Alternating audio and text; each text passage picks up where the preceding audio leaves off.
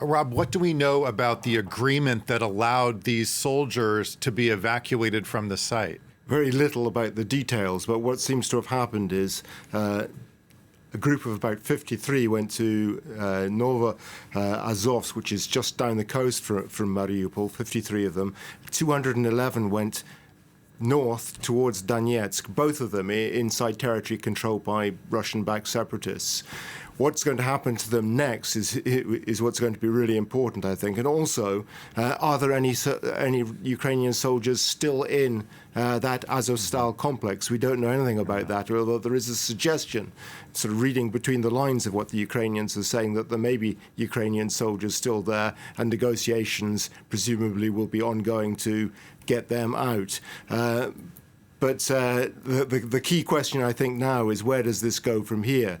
Because the Ukrainians are saying that it is their expectation that there will be fresh negotiations now about a swap of prisoners of war, the Ukrainians for the Russians. But just this morning, in the State Duma, the lower house of the Russian parliament, members of parliament have been suggesting that there will be no exchange, that certain members of that group who have been evacuated from the Azovstal will be treated like war criminals rather than prisoners of war, and one MP even suggesting that they should be shot.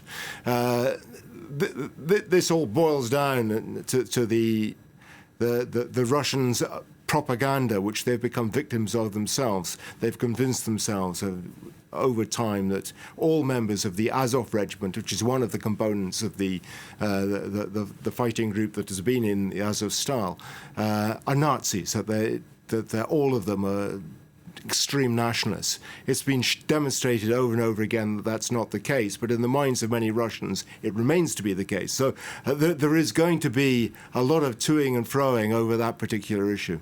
Well, so Mariupol has been decimated by the Russians. We've all seen the images. Yeah. Now with these soldiers out of the steel plant, you said there still could be some there. I suppose we can say that Mariupol has fallen? Yes, I think so. I mean, in all truth, Mariupol fell some time ago, but a pocket of resistance continued, which frustrated the Russians, prevented them being able to announce a final victory in Mariupol. They can claim a victory now, although it is unquestionably a Pyrrhic victory, because it's taken them so long, almost 3 months, 82 days, and prevented them from reallocating troops that were tied down in Mariupol to other areas of that long front from the north to the south in Donbass. They could very usefully have been used to try and push towards Zaporozhye, for instance. We're talking about 20,000 men who effectively have been tied down in Mariupol for a long period of time. During that time,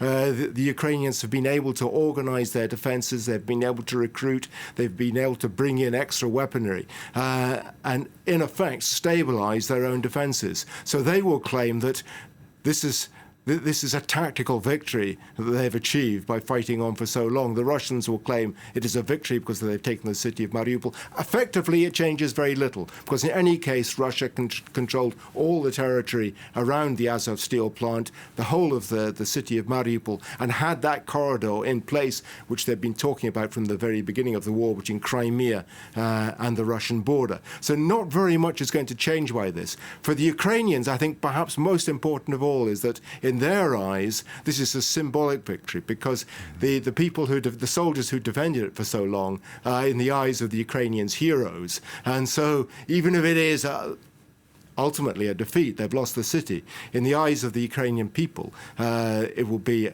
a victory of sorts.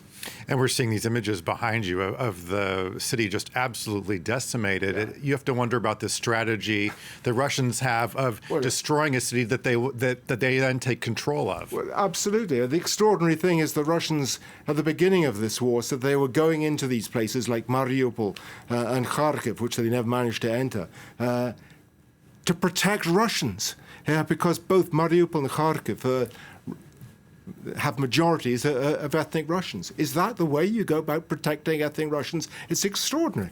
Yeah, it looks like a wasteland there. Okay, foreign editor Rob Parsons. Rob, thanks as always.